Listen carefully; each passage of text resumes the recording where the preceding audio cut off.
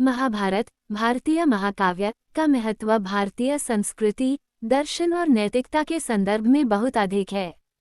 इसमें पाप और पुण्य के बारे में बहुत से दृष्टिकोण और उपदेश दिए गए हैं, जो जीवन के नैतिक और आध्यात्मिक पहलुओं को समझने में मदद करते हैं। महाभारत न केवल युद्ध और संघर्ष की कथा है, बल्कि यह एक नैतिक और दार्शनिक ग्रंथ भी है, जिसमें पाप और पुण्य के विषय पर गहरे विचार प्रस्तुत किए गए हैं। दोस्तों, अगर आप चैनल में नए हो तो चैनल को सब्सक्राइब करें और बेल आइकॉन को प्रेस करें। पाप और पुण्य का सामान्य अर्थ। पाप पुण्य के संबंध में प्रश्न उठा करते हैं। विद्वानों का मानना है कि इनकी कोई निश्चित सर्वमान्य परिभाषा नहीं है। लोगों का विश्वास है कि परिस्थितियां पाप को पुण्य में और पुण्य को पाप में बदल दिया करती हैं। जिस प्रकार सुबह के प्रकाश के लिए सूर्य को अंतरिक्ष का वक्ष चीरना होता है, इसी प्रकार पुण्य की महिमा से दीक्षित होने के निमित्त संभवतः हर क्षण पाप की ज्वाला से पिघलने की जरूरत होती है। जीवन पुण्य के बिना संभव है, किंतु पाप की परछाई भी जीवन का स्पर्श करती है। समाज में रहकर हम परिवार को चलाने के लिए अनेक उद्यम करते हैं, किंतु कहाँ कितना पाप हो रहा है और कितना पुण्य, हम इसका लेखा जोखा नहीं रखते। हमारा एकमात्र लक्ष्य धनार्जन होता है। यदि धन झूठ और पाप से अर्जित है तो वह पेट में खप जाता है, किंतु पाप तो आपके पास संचित है। याद रहे, पाप से अर्जित धन तो व्यय हो जाता है, लेकिन पाप व्यय नहीं होता। यही बात पुण्य के संबंध में भी है। शास्त्र कहते हैं, जीव मात्र ही भूल करता है। ऐसा कौन है जो इससे बचा हो? जो इससे पृथक है वह मनुष्य नहीं देवता है, किंतु जो पाप करके प्रायश्चित नहीं करता वह दानव है। जब तक मनुष्य अज्ञानी है, तब तक पाप, वासना व असत्य आदि उसके हृदय में उपस्थित रहते हैं। इसलिए तत्वज्ञान की प्राप्ति आवश्यक है। इसके अभाव में पाप वासना नहीं मिटती। ज्ञान प्राप्ति से सभी भेद मिट जाते हैं और व्यक्ति जन कल्याणकारी कार्य में लग जाता है। इस अनुशासित जीवन से पाप वासना से वह मुक्त होकर तपस्या, ब्रह्मचर्य, इंद्रियों को वशीभूत करने, स्थिर मति, दान, सत्य और अंतर्मन की पवित्रता आदि से अतीत के पापों से मुक्त हो जाता है। लेकिन इसके लिए प्रभु में निष्कपट विश्वास रखना जरूरी है। पुण्य प्राप्ति की अगली कड़ी है आंतरिक शत्रुओं को पराजित करने के लिए आत्मज्ञान की उपलब्धि। इससे ही तत्वज्ञान प्राप्त होते हैं। काम, क्रोध, मोह, लोभ, मद, ईर्ष्या, ये 6 शत्रु मन को उद्वेलित करते रहते हैं। इनका दमन करने पर मनुष्य दुख और पाप से मुक्त हो जाता है। मन के भीतर झांकते ही प्रभु कृपा से इन शत्रुओं का नाश आरंभ हो जाता है। हमें पुण्य प्राप्ति के लिए बस इतना करना है कि हम शास्त्र सम्मत ढंग से जीवनयापन और धनार्जन करते हुए लोक कल्याणकारी कार्य में लगे रहें और अपने सभी कमरे को प्रभु आश्रित कर दें। यही पाप मुक्त होने का तरीका है। महाभारत में पाप और पुण्य के रूप में दर्शन। महाभारत के भीतर पाप और पुण्य के कई पहलुओं को देखा गया है, जिनमें प्रमुख उदाहरणों के माध्यम से इनकी व्याख्या की गई है। महाभारत की कथा के कई प्रसंगों में पाप और पुण्य के अंतर और उनके प्रभावों को देखा जा सकता है। 1. युधिष्ठिर का उदाहरण। महाभारत में युधिष्ठिर को एक आदर्श राजा और धर्मात्मा के रूप में प्रस्तुत किया गया है। वह पांडवों के सबसे बड़े और सबसे सच्चे भाई थे। युधिष्ठिर के जीवन में पाप और पुण्य का परस्पर विरोध देखने को मिलता है। उदाहरण के लिए, युधिष्ठिर ने युद्ध के समय कई ऐसे कठिन निर्णय लिए जिनसे पाप और पुण्य दोनों का संतुलन स्थापित हुआ।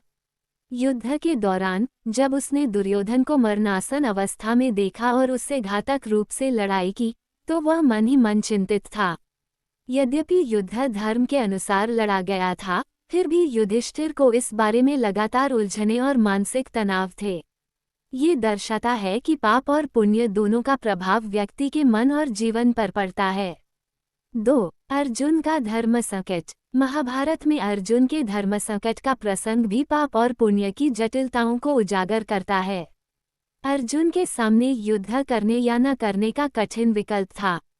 वो ये जानता था कि उसे अपने परिवार और गुरुओं से युद्ध करना होगा, जो उसकी व्यक्तिगत भावनाओं के खिलाफ था।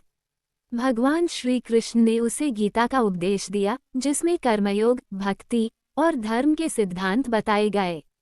श्री कृष्ण ने अर्जुन को यह समझाया कि युद्ध के दौरान जो कर्म किया जा रहा है वह धर्म के अनुसार है और उसे पाप या पुण्य के द्वंद्व से बाहर निकलकर अपने कर्तव्य को पूरा करना चाहिए। गीता के उपदेश ने अर्जुन को यह समझाया कि अपने कर्तव्य के पालन से पाप और पुण्य का मूल्य नहीं होता, बल्कि आत्मा की शुद्धता और निष्कलंक कार्य से सुख और शांति प्राप्त होती है। 3. भीष्म पितामह का वचन। भीष्म पितामह महाभारत के एक महान योद्धा थे, जिनके जीवन में पाप और पुण्य का विशेष महत्व था। भीष्म का जीवन आदर्श था, लेकिन उनके कर्तव्यों और आस्थाओं का पालन करते हुए वे कई बार ऐसे निर्णय लेते थे जिनसे पाप और पुण्य का संतुलन प्रभावित हुआ। उदाहरण के लिए, भीष्म ने स्वयं को कर्तव्यपरायण होते हुए भीष्म प्रतिज्ञा ली थी कि वे कभी भी राजगद्दी का लालच नहीं करेंगे, लेकिन उनका यह निर्णय पांडवों के लिए और भी कठिनाइयां लेकर आया। भीष्म ने अपने जीवन में पाप और पुण्य के सिद्धांतों को सदैव ध्यान में रखा, लेकिन युद्ध के अंतिम क्षणों में उनका पुण्य और पाप दोनों पर विचार किया गया। उनकी मृत्यु के समय उनके सामने ये प्रश्न था कि वे किस प्रकार से भगवान के पास जाएं, और ये दिखाता है कि उनका जीवन पाप और पुण्य के बीच एक सूक्ष्म संतुलन का प्रतिनिधित्व करता था। 4. दुर्योधन और कौरवों का दृष्टिकोण। महाभारत में पाप और पुण्य का सबसे बड़ा उदाहरण दुर्योधन और कौरवों के रूप में देखने को मिलता है। दुर्योधन ने न केवल पांडवों से धोखाधड़ी की, बल्कि उसने अपने स्वार्थ के लिए युद्ध की राह चुनी।